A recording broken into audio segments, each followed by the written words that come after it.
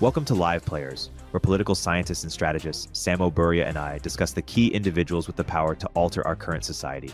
Every week, we provide analysis of the news and case studies of live players as well as key institutions and technologies that make up the global power landscape. Let's dive in. Let's get into your piece on desalination. Maybe first, what inspired you to write this? Basically, I think that people have a somewhat inaccurate understanding of what are the actual bottlenecks for our society versus what are not. For the first approximation, we can, grow all the food that's needed for all humans in the world. Technologically, there's no special secret to doing more. Now, we can always grow more food with less labor, lower environmental impact, etc. But we produce enough raw calories. Yet people still talk about, solving global hunger, which in a way is more of a problem of 50 years ago than it is of today. This is not to deny that famines happen, but they happen for, say, political reasons where, you might have a redistribution of land, or you might have an interdiction of food supplies to a region, but they're, all else equal, have been getting rarer and rarer since the Green Revolution. Similarly, there has been a quiet revolution in drinking water. We're all used to basically hearing about impending water wars and resource shortages, and the planet is warming up, so drinking water is going to be scarce. Therefore, we have to conserve drinking water and so on. Yet to the first approximation, technologically, drinking water has been solved. In fact, it's been solved so well that the only reason we don't desalinate our water is because even cheaper than desalinating water is reclaiming wastewater. So I think that there's something sort of sacred about food. There's something sacred about forests. There's something sacred about water. I think that there's this view that catastrophic droughts and changes in climate means that there'll be places that just run out. And as far as I can tell, as long as you're a moderately developed country, you're not going to run out of water. In the modern world, there are tens of millions of people in various countries like Israel, Cyprus, Singapore, the Gulf monarchies that get their water from desalination. This is a result of a technological revolution. So just as calorie production in farming had the green revolution with the introduction of fertilizers, there was innovation driven by necessity. And it was basically driven by Israeli scientists in the 60s and 70s. They radically reduced the cost of desalination. And they use a technique called reverse osmosis, where you basically force the salt water through a semi-permeable membrane, which then means that, all the salt and so on gets stuck on one end, and on the other end, you have desalinated water. It produces a certain amount of concentrated waste, so basically brine water. And that, as far as I can tell, can just be disposed of quite safely back in the ocean. It might be a problem if you're desalinating a lake. But, even in that situation, this isn't this terrible side effect. Note that, for example, the salinity of wastewater from a desalination plant, so that water that remains undrinkable, is actually lower than the salinity of the Dead Sea. So there has been a proposal to pipe the water into the Dead Sea, actually reducing how saline it is, right? So it's a very handleable ecological project. Now, the truth is, no one knows what it would happen if you scaled this to providing drinking water for 1 billion people, but you kind of could. There's not that big a jump. And the industry and technology to make it is also well distributed at this point beyond Israel.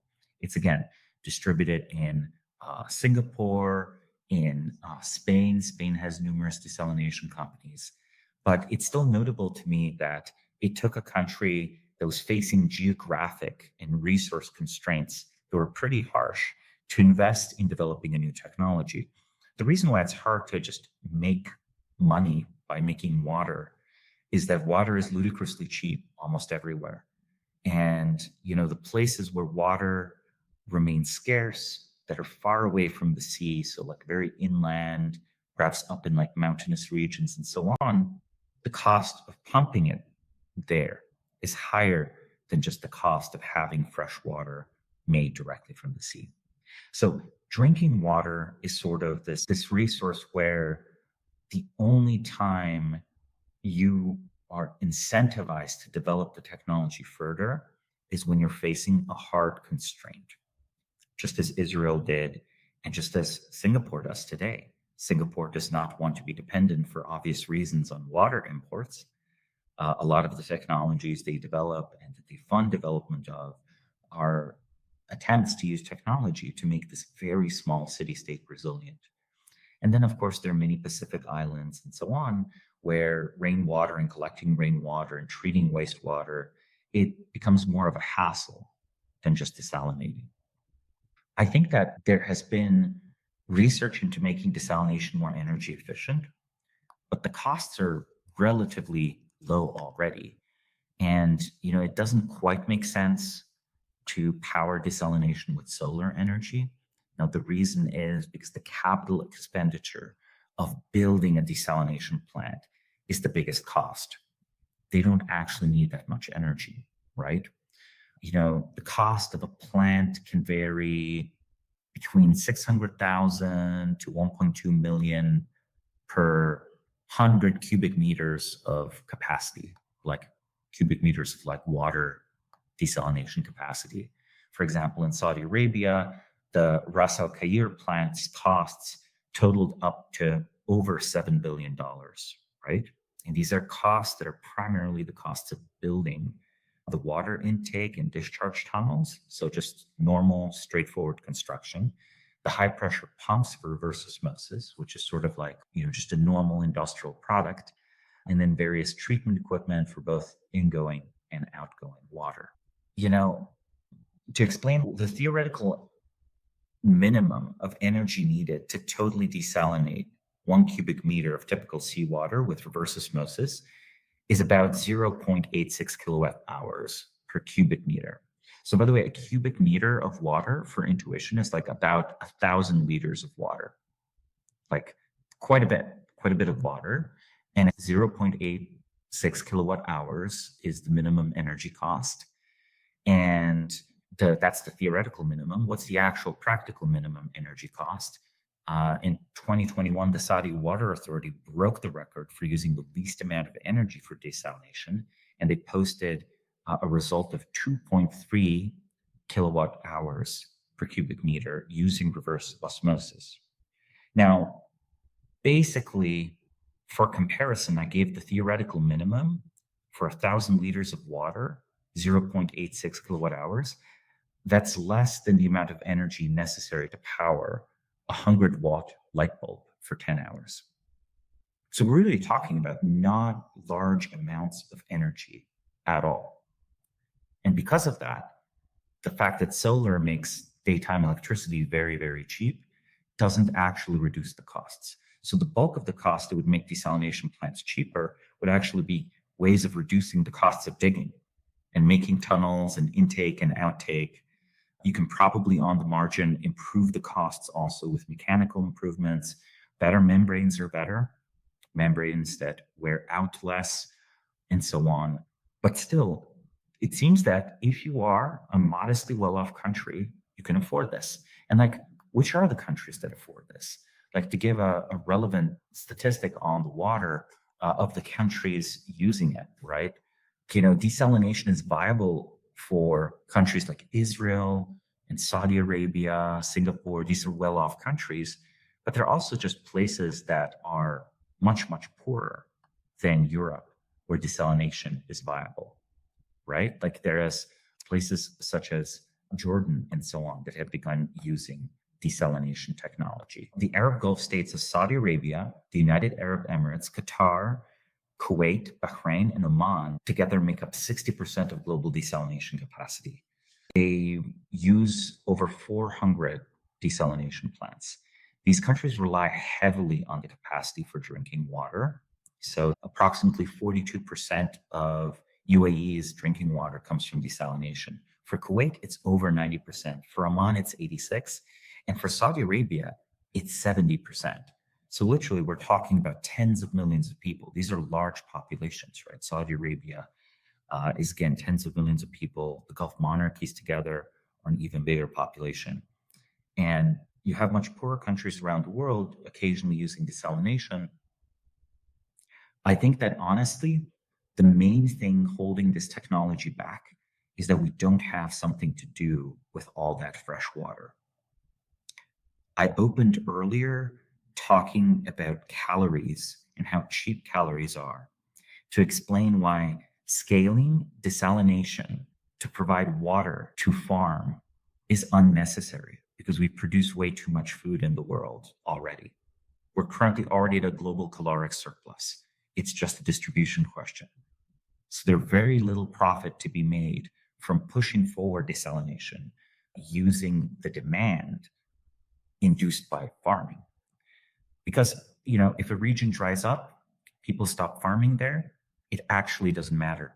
The most efficient farms in the world are in North America, in Europe, in Ukraine, in China even, Argentina. These are places that, even if you reduced rainfall by 80%, would still be very wet places with plenty of water. Now, don't get me wrong, it probably doesn't make sense to grow almonds, which are a very water-intense crop in California. That's a policy decision. That's not really an ecological decision, right? It's kind of a weird artifact of basically arbitrary farming subsidies. It's not a necessity for nutrition or food security or anything like that. So farming uses way more water than humans drink. So drinking water use is much smaller than farming. So then how in the world could you increase the demand for desalination or many orders of magnitude? So if the climate apocalypse and pollution environmentalist people are correct, then it's very natural to scale it. As we have water shortfalls, countries will build desalination plants to substitute water they previously got from rivers or from fossil water sources underground, or water that they could previously reclaim. Do you think those people are correct? No. I mean, they're right that there will be a number of countries that will undergo actual climate-related stress, but I think it's going to be very gradual. And I think the biggest effect will be not so much in precipitation in those countries. They won't necessarily become much drier. In fact, a lot of them might become wetter. It's just that they will experience more extreme weather. And actually, ironically, they might experience much more rainfall. When the planet was much warmer, the Sahara was greener, not drier. There's a general way in which, actually the planet becomes drier during an ice age because more of the humidity is locked up in ice, right? More of the fresh water is locked up in ice. And therefore you might have the biggest desert in the Sahara might be during an ice age. It depends on which ice age, which era, what the exact climate situation is. But I think equating global warming with water shortage is incorrect. Now, equating population explosion with water shortage, that can be correct, because you might have competition between a rapidly growing population and the needs of, say, farming. And if you have a wave of farmers leave an area because they can no longer irrigate their crops, now maybe they're not starving, but maybe they become something like climate refugees. However, in a lot of the world, as we've discussed in previous episodes, the population explosion is ending. Looking at the economics and the cost of desalination, it's shrinking. But even in places that are growing, let's look at India, the economics are actually affordable, right? It's just, we're talking about cents, right? We're talking about very, very low costs per liter of water, right? Where it's sort of this kind of interesting situation where I think people assume it must be very expensive, but we're talking the production cost is 0.3 cents, right? That's crazy. Hey everybody, Erik here with a word from our sponsors. Even if you think it's a bit overhyped, AI is suddenly everywhere, from self-driving cars to molecular medicine to business efficiency. If it's not in your industry yet, it's coming fast. But AI needs a lot of speed and computing power. So how do you compete without costs spiraling out of control? Time to upgrade to the next generation of the cloud. Oracle Cloud Infrastructure, or OCI. OCI is a blazing fast and secure platform for your infrastructure, database, application development, plus all your AI and machine learning workloads. OCI costs 50% less for compute and 80% less for networking, so you're saving a pile of money. Thousands of businesses have already upgraded to OCI, including Vodafone, Thomson Reuters, and Suno AI. Right now, Oracle is offering to cut your current cloud bill in half if you move to OCI for new US customers with minimum financial commitment. Offer ends March 31st. See if your company qualifies for this special offer at oracle.com/turpentine. That's oracle.com/turpentine.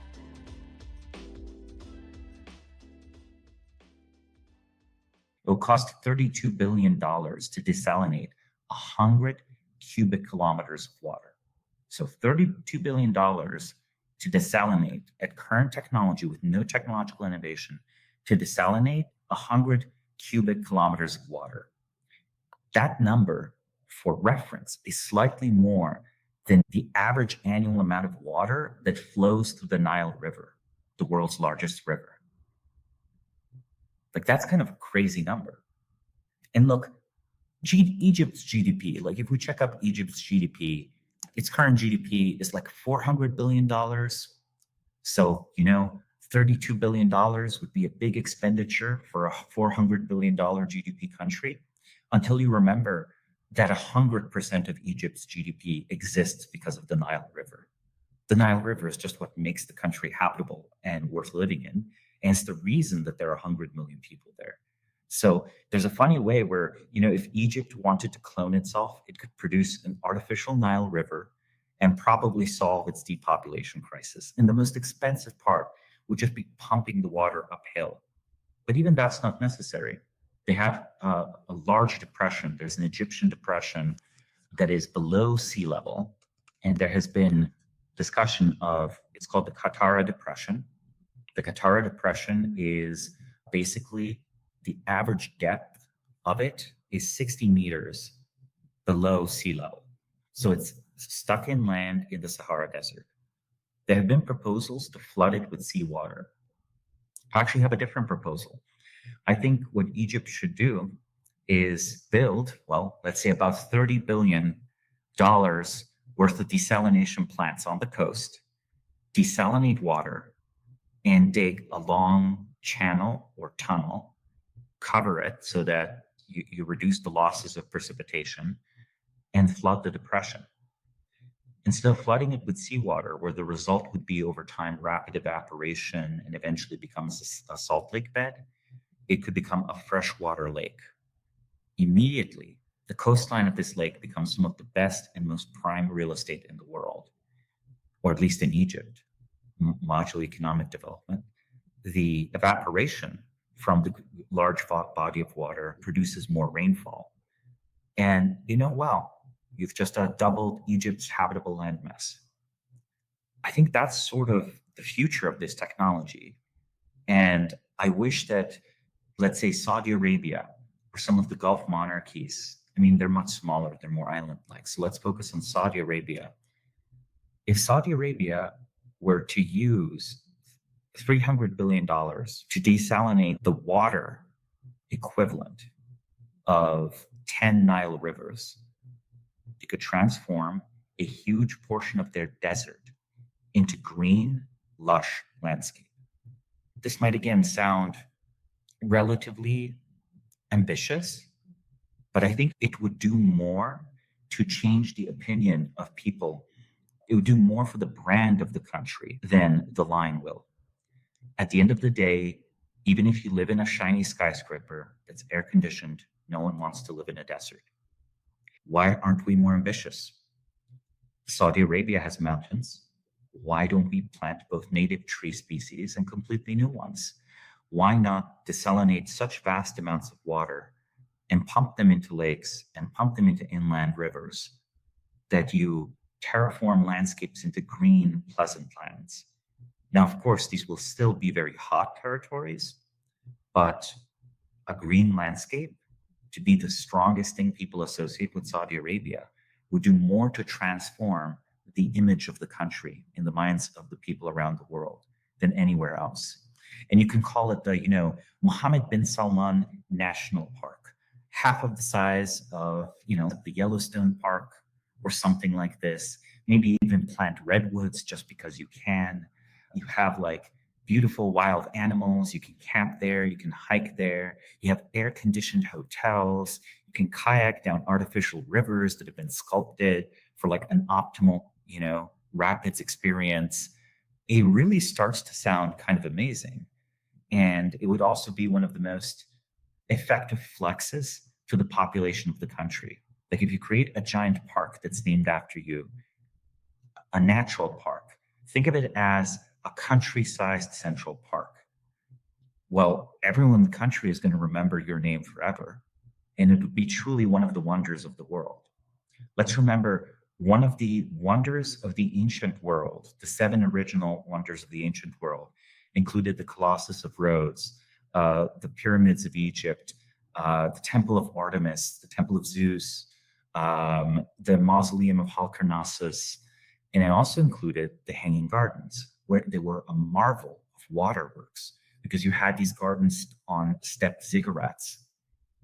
And the wonder was that they could economically pump water up against gravity. So today, the King of Saudi Arabia pumped 10 Niles rivers worth of water from the ocean against gravity and desalinated them.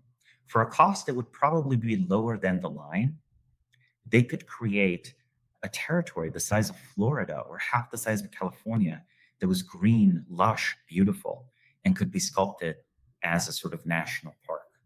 And I think that would do more to attract residents and migrants to Egypt than even the fanciest architecture, because there are always people who love the harsh beauty of the desert.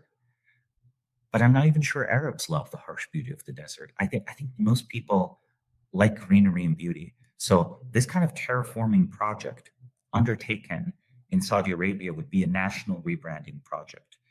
In a different country, such as Australia, this project or these types of projects using desalination, where the cost of desalination would inevitably go even lower than the ludicrously low 32-cent number that I cited, this would put the country on an equal footing with the United States.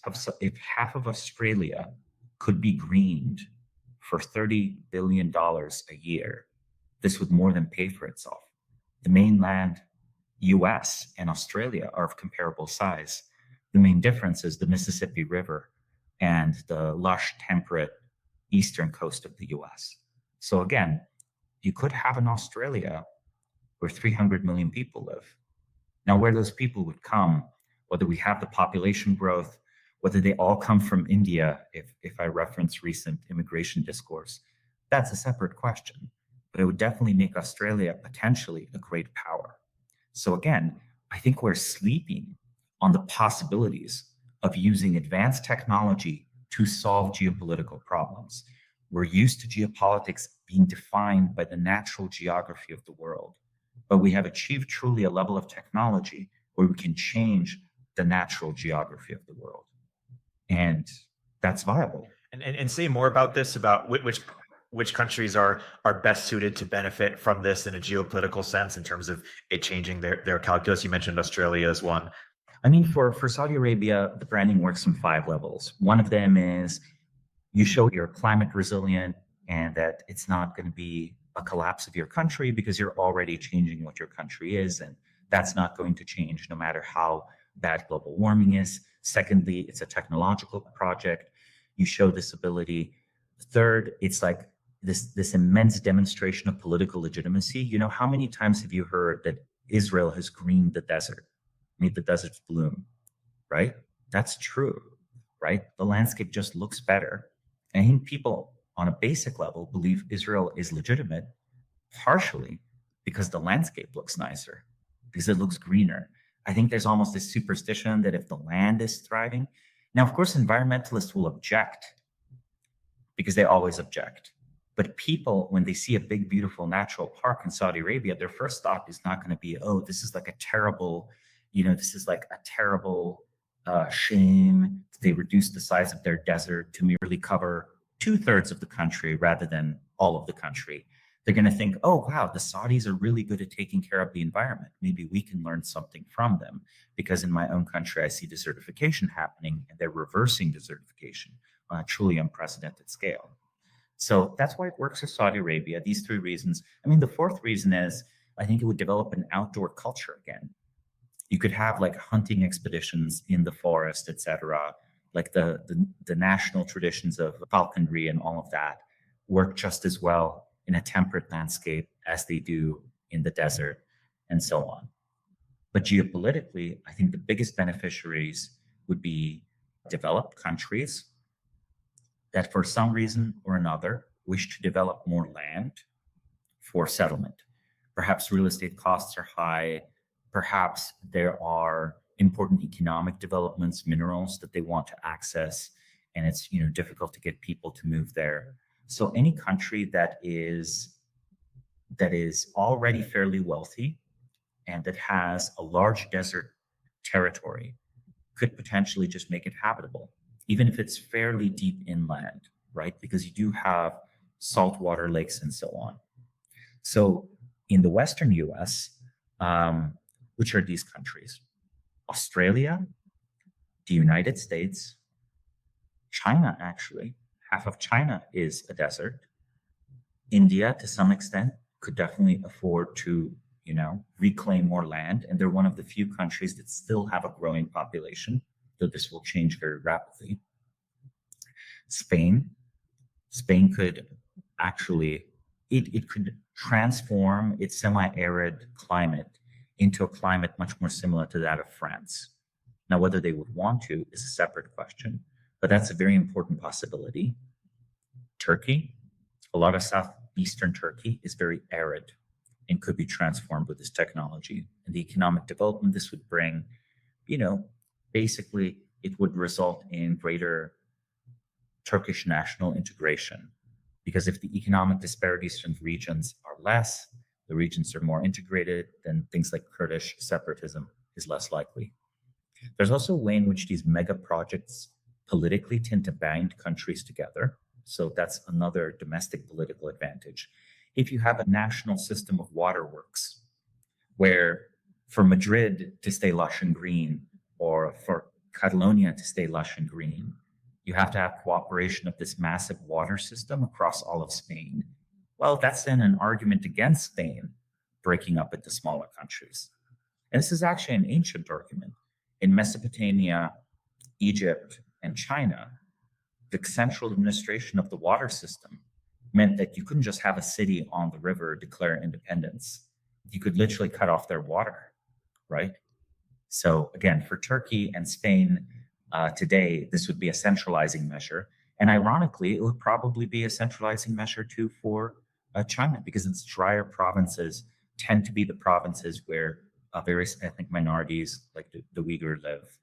In the United States, though, it could result in the next frontier. The US had, over 100 years ago, this moment of the closing of the American frontier, where it felt that the national character would be inevitably changed by there not being a frontier. Can you imagine Arizona, New Mexico, and Utah as green and with ample fresh water, with possibly new national parks just made in a terraformed landscape? So I'm including national parks because I think the part of people not just consuming the water indoors, but having outdoor areas that they admire and that they're beautiful. And again, you could say, oh, but this is wasting so much water. But what does it even mean to waste water if you're desalinating it in huge quantities? A lot of federal land that is currently basically useless and underdeveloped would suddenly become extremely attractive. It would become some of the most attractive land in the world inside of the United States. At the very least, you could restore the Colorado River. Are there any other technologies you're as excited about as this one? Also, just to give a little bit of a shout out, the physicist and entrepreneur Casey Hadmer has basically proposed a plan to unlock a lot of the potential of the Western United States through such a measure. And I think it could easily lead to something like, a California-sized population wanting to live there in addition to the current population that previously didn't, and would make these states some of the wealthiest and most important in the country. Well, for other technologies that I'm excited by that are in a similar vein, I think that we greatly underestimate the possibilities offered by essentially solar mirrors. I think we could have advanced orbital mirrors provide sunlight to the far northern and far southern latitudes of the world. We're at a time in history where it's very easy to make indoors comfortable and warm and nice. But why do people not want to live in the north of Norway or in Iceland or in Greenland? Perhaps this will be freshly relevant if President Trump achieves his dream of adding Greenland as a territory or state of the US. People don't want to live there, or perhaps in Alaska, that's already a state, because the day is so short. I think we underestimate how important ample sunshine is to people. So literally having orbital mirrors that reflect a large amount of sunlight at particular times onto cities and other urban areas, I think that would radically increase the desirability of living there. Again, we don't want to be indoors all the time. We crave outside. We crave the fresh air. We don't care if the air is like super cold. It's actually even kind of pleasant. If the air is very cold, but there's bright sun out, I think you just kind of feel good about it. It's almost refreshing or exhilarating as long as you're dressed appropriately for the weather. What really gets to people and is the source of massive winter depression, even in countries where the culture is quite adapted to this lifestyle, such as Finland, Sweden, and Norway, massive boons to human well-being. And again, I think we're not used to thinking about re-engineering the amount of sunlight a city receives or how green the surrounding of a city is, right? And these are things that could be done with relatively minimal negative effect. I think that you would have a very negligible warming in the individual cities. But fun fact, cities already are pretty warm. There's an urban heat island effect in play in every city, just because of all the machinery we are running and all the heating we produce, and also because there's a lot of concrete, which tends to absorb more sunlight than, say, a snowy field would, or a green forest, or a sandy white desert. Is there desalination technology or related discourse, or how it could change things, or that we haven't yet covered that you want to make sure we do? I don't know. I would just like it if people understood that water abundance is within reach and there's no need to fight water wars. Water wars are, unless you're an extremely poor country, they're unnecessary. You could literally provide enough water to 1 billion Indians or 1 billion Chinese. The real fight there is arguably over the hydro potential. So the hydro energy potential, where there's water coming down from the Himalayas, and this could be used in hydro plants to produce energy, either in India or in China. And that sort of disagreement is driving a lot of the still remaining border tensions. And it is also the fact that no country ever wants to give up any territory if it can help it.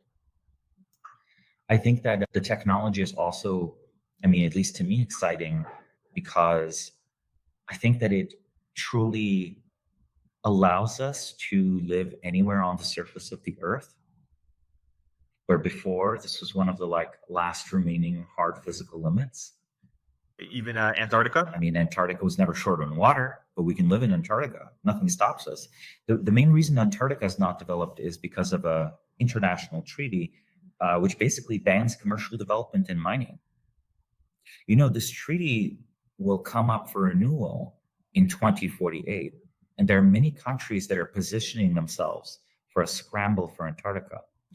China has started developing and supporting many research bases and military bases there. The US, of course, supports bases there. The Russians have been prospecting in the area. For example, they discovered the world's largest deposit of oil off the shore of Antarctica. The deposits are larger than that of Saudi Arabia and are probably technically recoverable even today, but they're in waters covered by the treaty. Now, the treaty froze the pre-existing territorial claims.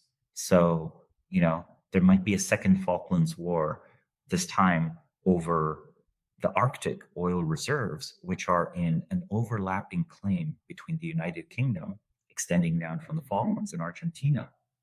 How do you think it'll play out? I think that by 2048, Argentina could be much more powerful if it continues developing well economically. Maybe Milei becomes a president for life, and by 2048, the Argentinian economy is a first world economy. They have great relations with the US. Meanwhile, Britain has imploded. They could win potentially such a war. And then there's a fun question where would China or other countries wish to see two US aligned countries at it, fighting each other? Of course they would. So there's also the fun story of foreign involvement. And by that point, if Argentina acquires the world's largest oil reserves, Erik, no matter what happens with the electric vehicle transition, the global demand for oil will stay massive, not just to burn oil for energy and electricity directly, which is done in some places, though of course mostly more for natural gas, but plastics production. We're not going to be consuming less plastics by 2048. No matter how environmental we try to be, so much of the planet will be so much more developed that demand for oil has a floor below which it can't fall. It's a very chemically complex substance. When one of the key chemists first analyzed it, he felt it was too valuable to burn. So I would not be shocked if we find new uses for oil, which after all is this interesting substance that has all these complex molecules in it, all these complex hydrocarbons, all useful precursors for all sorts of processes, all sorts of industrial chemistry. Going back to the sort of global hunger part, when people say that China is going to have trouble feeding itself once sort of, the US stops protecting the waterways, or the ocean, sort of access to certain regions, is that just misunderstanding sort of technological advancements that we've made? I think it's false. I think it's straightforwardly false, because at the end of the day, if China was deeply worried about this, they would build a pipeline to Russia. And who in the world could stop them? No one really, right? It's so deep inland in Russian and Chinese territory that the West could not, no Western-backed countries could send divers to blow up a pipeline that's so far away from the sea, right? So here I'm referencing the Nord Stream pipeline was blown up because it's accessible. This would be deep inland. It would require either a terrorist attack, which is tricky to carry out if they cared about security, or would require an airstrike, which again, we're already talking about such a serious war that's almost incomprehensible, right? If you're bombing territory deep inside of China, well, they might bomb territory deep inside the US in retaliation, right? So there are also large shale reserves, which they could unlock if they privatized mineral rights. For a variety of reasons, shale oil, basically, an oil well produces most of the output that it's going to produce in the first year or two. So this means you actually have to have relatively nimble teams developing these small shale oil fields over and over again. Technologically, it's a little bit tricky to get the deeper Chinese shale oil, but in a war situation, I think they would access it. And as a result, I don't think they would have a shortage of fertilizers. They wouldn't have energy shortage. Look, Erik, here's part of something that people miss.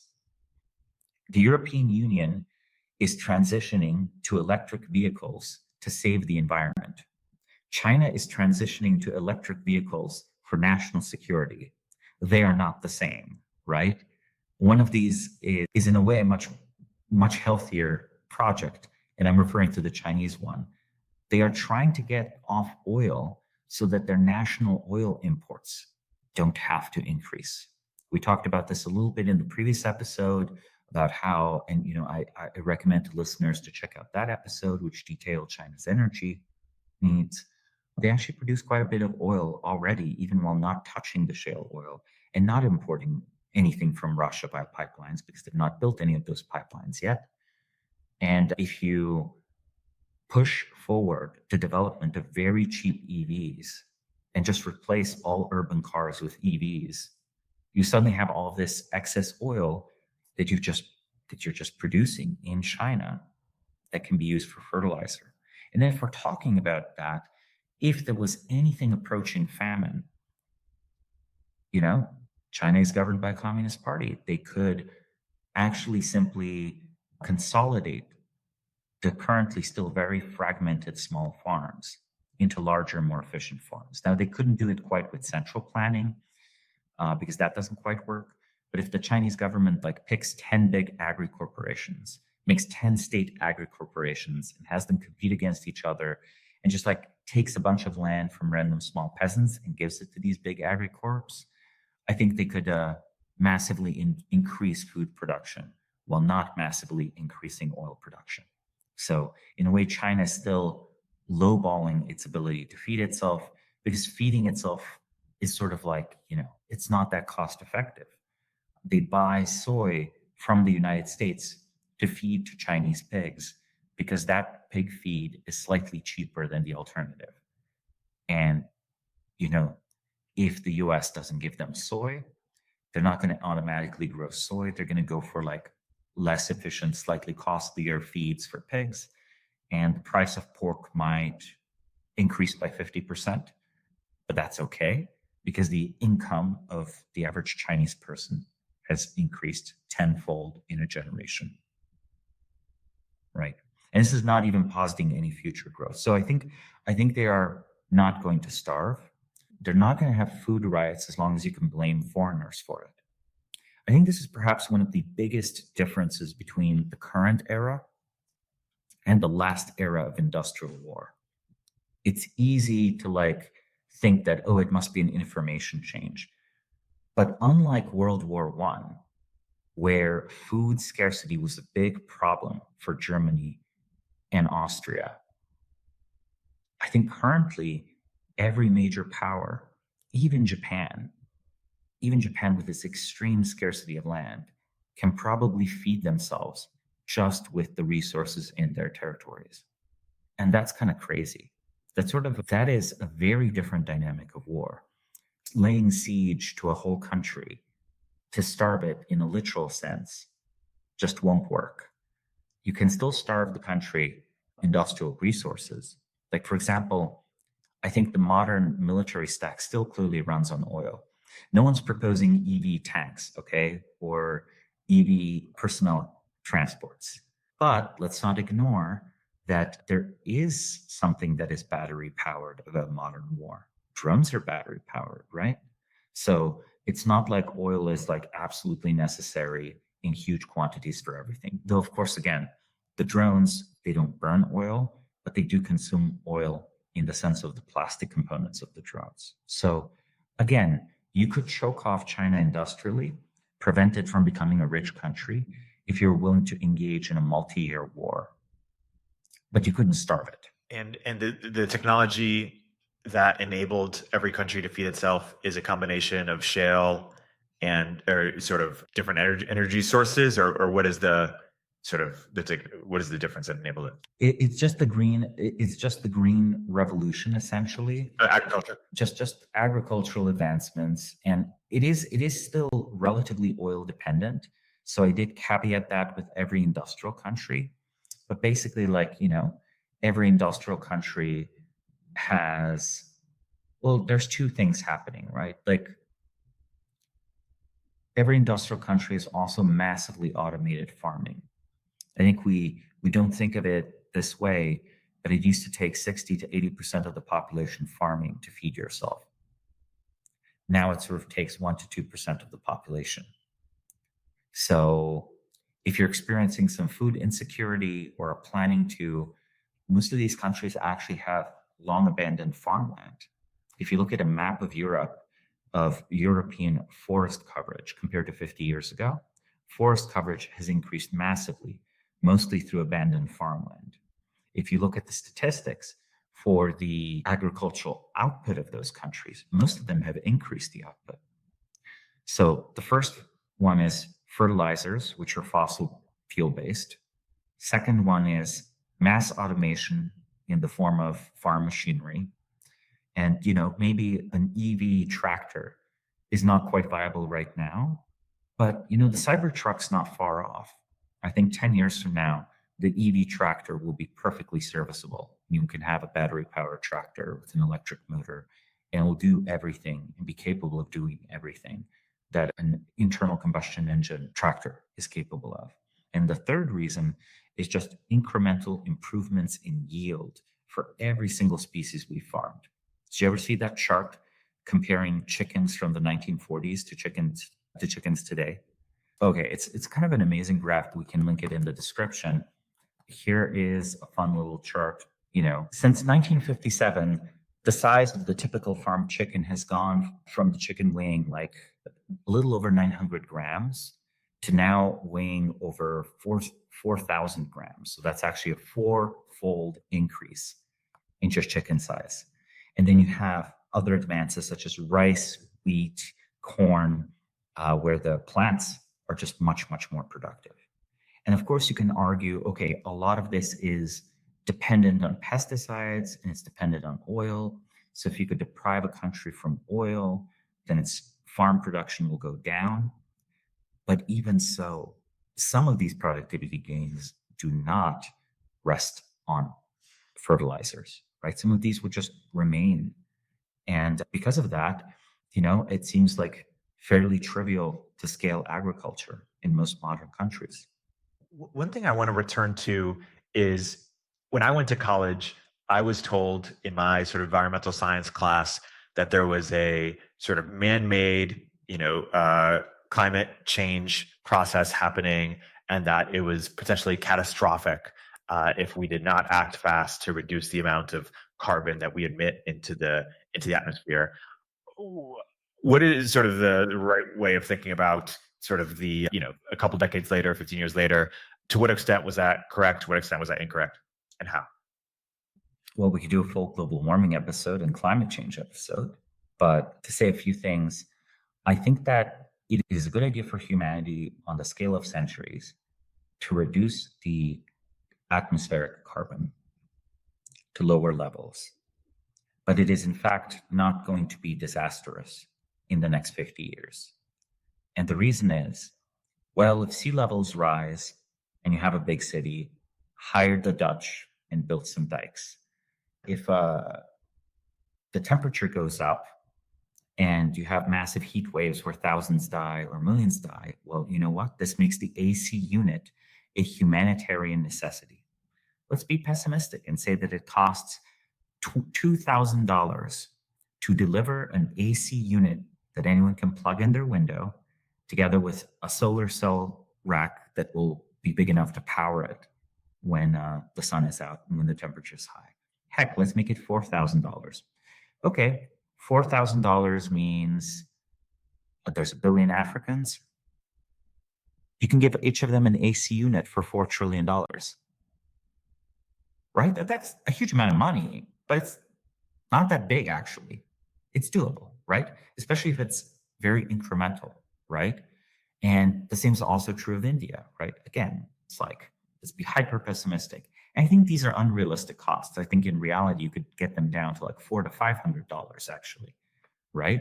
So AC units are climate resilience, especially if they're powered by solar energy. It's like one of the few very beautiful synergies because it's like, when the sun is shining, it's super hot. There's a heat wave. That also means there's a lot of electricity from solar. Okay, works out. Humans can take shelter inside. And then the final one, it's sort of, extreme weather. I think extreme weather is a significant problem. But what does this amount to? This amounts to, well, you don't want your city's dikes to fail when a hurricane passes through the city. So again, it's an infrastructure problem, right? You don't want to be New Orleans, right? Or it might mean that your buildings have to be more resilient against extreme atmosphere than they were before. Very high winds, for example. Again, this is doable. So in a very fundamental way, I don't think climate change, as we are going to see it in the next 100 years, will break anything about industrial civilization. Will it increase costs? Yes. But will it increase them prohibitively? No. Now, there are other challenges for industrial civilization, and they're much subtler, and we should discuss them. And of course, we should not be inviting environmental damage on a global scale.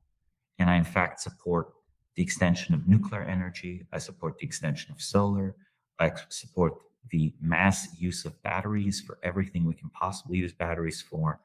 I support the development of geothermal. We can electrify our appliances thanks to the battery revolution, right? We can electrify all the uses for energy, or almost all of them, or 90% of them, that previously couldn't be electrified, because first generation electrification was we plugged everything into the national grid. And your car can't be plugged into an outlet where it's driving around, right?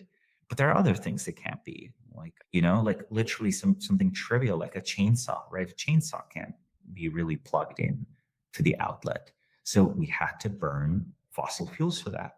And I think aircraft are energy dense enough that we are going to have to burn some fossil fuels to keep aircraft around.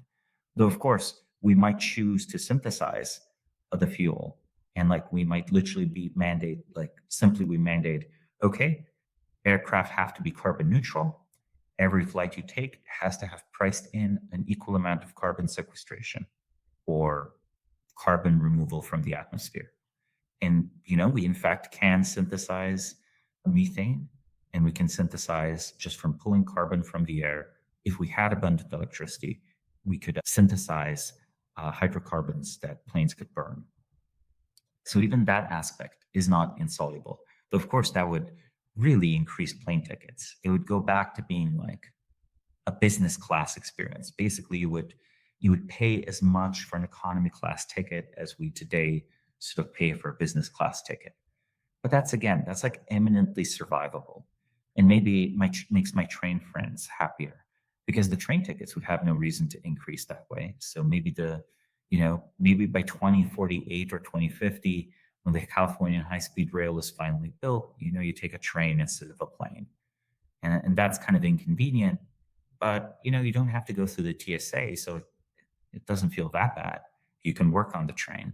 So really, I think that climate resilience actually amounts not to learning to live in harmony with nature, but solving something like 20 separate logistical challenges, and then being rich enough that you can solve them, having the means to do it. Like, you build a desalination plant now, it's much cheaper and easier to have. So it means that you have budget later on to say build better storm drains for some of the Californian rivers that do become a flooding hazard if you had extreme sudden rainfall, for example. Or investing in water management full stop might be a great idea.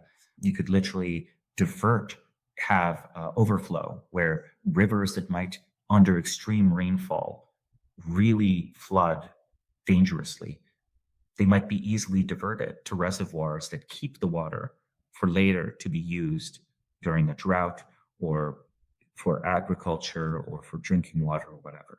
So a lot of this is just building infrastructure in cities around the world.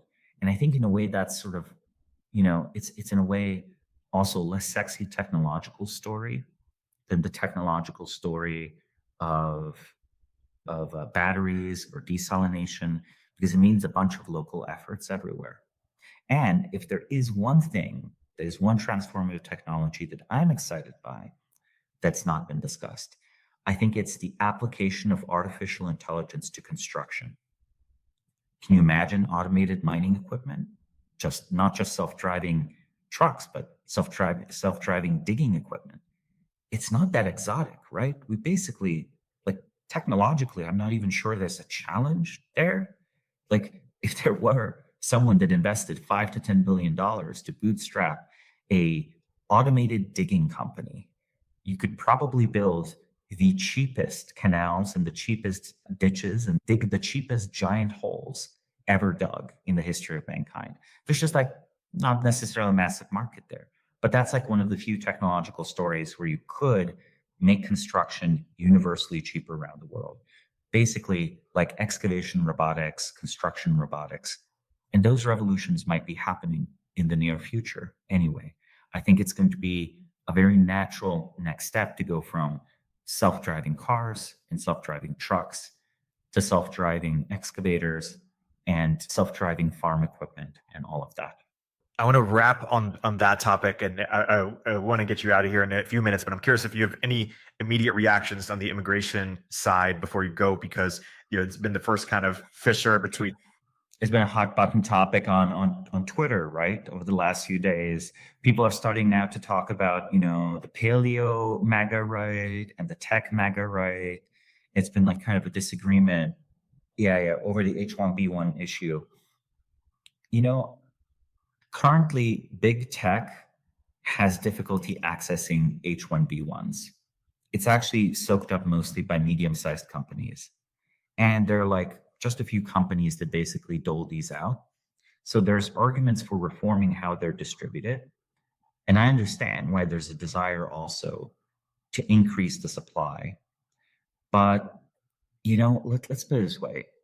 The von Neumann arguments are a little bit dishonest. They're not 300,000 von Neumanns. The Operation Paperclip arguments are also a little bit dishonest. That was a headhunting operation where you had like a big, thick dossier on every single scientist. And you would get them, you would get them a place to live, you get them amnesty for their crimes. Honestly, that would be a great idea. I would totally support a federal bureau called the 10,000. Okay, the 10,000 is a federal bureau that has the mission to find the 10,000 most talented people in the world and make sure every single one of them moves to America. And it has the following levers and incentives. It can give them a green card, no questions asked. It can get their kids into Harvard or Yale, which, by the way, is something that was used on the Taliban commanders and apparently was one of the strongest incentives, getting their kids accepted into elite American schools. It can give them a tax break. Look, America taxes you for 10 years after you give up your citizenship. Maybe we should, to attract certain people, be like, okay, if you specifically come to our country, do your magic here, we're not going to tax you for the next 5 years. And then we can even go further. We can be like, oh, maybe there needs to be a witness protection program. Remember that guy, that warlord that sort of rebelled against Putin and, crashed his flight?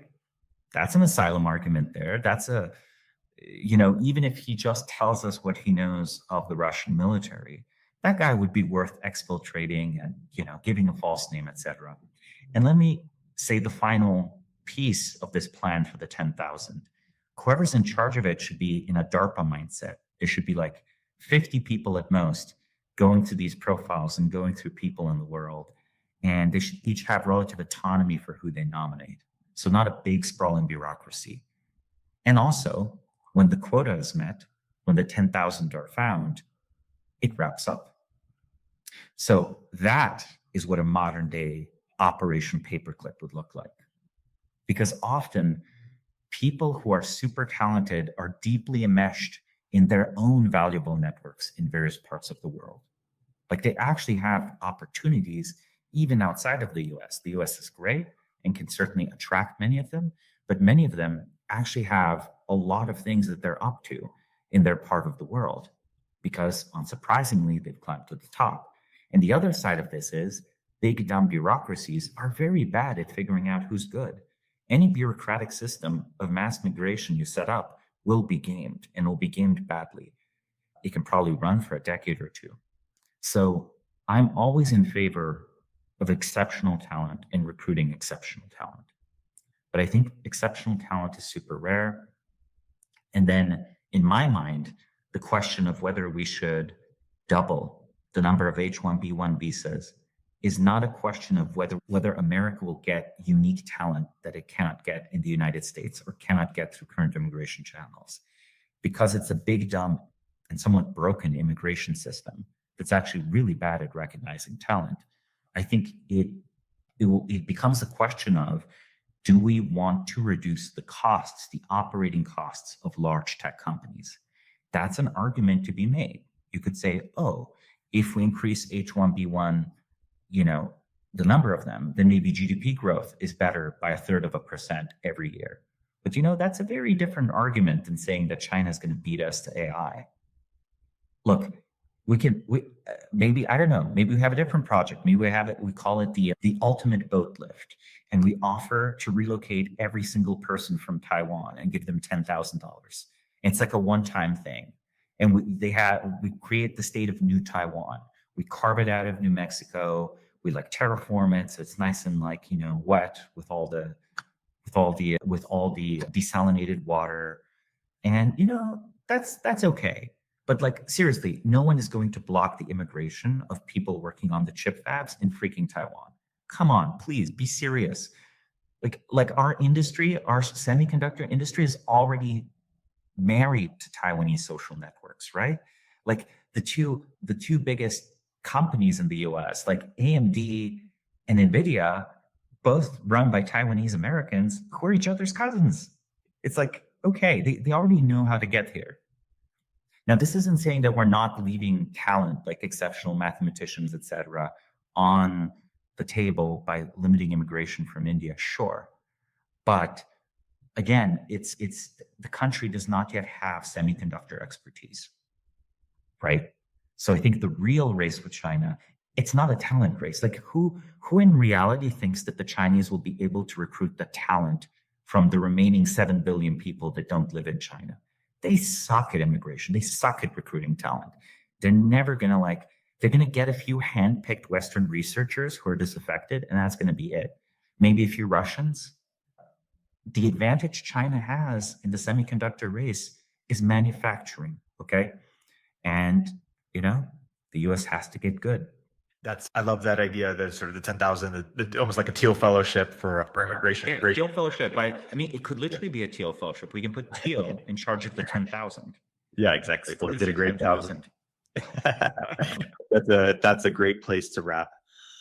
But Samo, this has been a great conversation on a wide range set of topics. As always, until next time. Until next time.